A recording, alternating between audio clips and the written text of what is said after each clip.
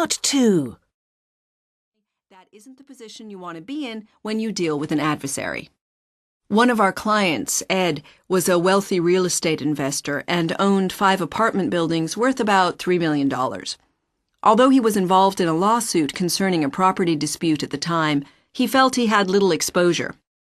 We set up a plan for him using several limited liability companies to hold the properties. A year later, Ed told us that he'd lost the case and there was a judgment against him for $1.5 million. Had he not set up the plan, he'd have been in big trouble. The plaintiff would have had a lien on all of the client's real estate worth $3 million as security for the judgment. The property would have been frozen and then seized. The plaintiff wouldn't have taken a cent less than the full amount of the judgment. Nothing to talk about or discuss, just pay up. That's a bad position to be in. But because Ed was a smart guy, he wasn't in a bad position. Since all of his assets had been transferred into the plan, the judgment lien didn't affect the properties. Ed was free to sell, refinance, collect rents, and deal with his property just like he'd always done. Since the creditor had no security for his judgment and stood to collect nothing, Ed now had the leverage to negotiate a favorable settlement. He settled the case for $75,000, clearly a better result than losing the $1.5 million.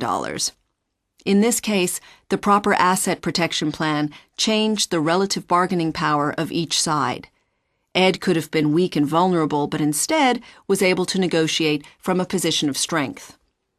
Another client, an architect, had savings of about $80,000 which he'd inherited from his mother. Architects have a high lawsuit risk. Sure enough, within 2 years of setting up a protection plan with us, my client was served with a lawsuit.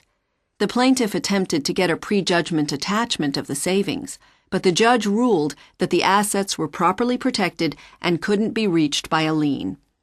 Without any assurance of payment, the plaintiff's attorney quickly lost interest and the case was settled for under $2,000. These examples illustrate the importance of protecting assets from prejudgment attachments and judgment liens. I suggest you consider making an appointment with one of the members of our team to talk about how we can help you protect your own assets.